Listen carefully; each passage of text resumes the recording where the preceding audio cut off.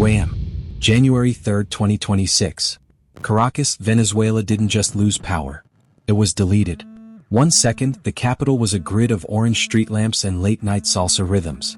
The next, it was a void. Millions of people hit their light switches. Nothing.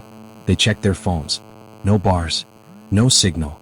The digital tether to the modern world hadn't just frayed, it had been cut with surgical precision. This wasn't a grid failure from an old transformer. This was the opening move of a shadow war. High above the clouds, invisible to the naked eye, the most advanced surveillance assets in the U.S. arsenal were watching. The trap was already closed. Operation Absolute Resolve didn't start with an explosion. It started months earlier in the rain-soaked jungles surrounding the city. While diplomats were shaking hands in Geneva, a Tier 1 unit of phantoms was living in the muck. No insignias. No gear that rattled. For 120 days they watched Fort Tuna, a massive military hub carved into solid granite, built to survive a nuclear strike. But the scouts weren't looking at the stone walls. They were hunting for the digital nerve center. They mapped every guard rotation, every delivery truck, and every radio frequency. They found the fatal flaw. The base was a titan on the outside, but it was slave to its own tech. No power meant no eyes. If you killed the electricity, the giant went blind. While the scouts held the line in the jungle, cyber warriors thousands of miles away were already inside the wire. They had spent months planting a dormant virus in the city's power grid. At 0200 hours, they hit enter. It was total chaos for the defenders. The backup generators didn't just fail, they were commanded to lock. The massive ESA radar array stopped spinning. The security cameras went dark. The most fortified military base in South America was now just a pitch-black cave. 60 miles out in the Caribbean, the USS Wasp was pitching in the swells. The deck smelled of JP-5 jet fuel and salt spray.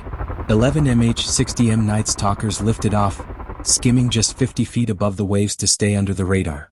The pilots were flying blind, relying on terrain-following radar and sheer grit. Inside, operators gripped their rifles. They'd run this hit in the Nevada desert 1,000 times. As they hit the target zone, the base finally woke up. The guards couldn't see the choppers, but they could hear that terrifying, omnidirectional thrum of rotors bouncing off the cliffs.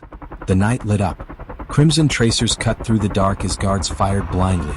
A stray round clanged off a Blackhawk's armored belly. Then, the H-6 little birds dove in. Their miniguns opened up, sounding like a colossal zipper being pulled, pinning the defenders down. Ropes dropped. Boots hit the roof. The team didn't clear the house. They hunted the target. They reached the reinforced bunker door and didn't bother knocking. A kinetic charge turned the steel hinges into shrapnel. Flashbangs followed. 170 decibels of pure disorientation. They found the leader on the floor in his pajamas. 2 minutes later, he was zip-tied and loaded into a Blackhawk. The exfil was a hornet's nest. Heat-seeking missiles trailed them through the valleys, but the choppers pumped out magnesium flares, creating a wall of fire to mask their escape. High above, a combat air patrol of F-22 Raptors maintained a protective canopy, invisible to the world below. By noon on January 4th, the truth was out. The fortress was empty.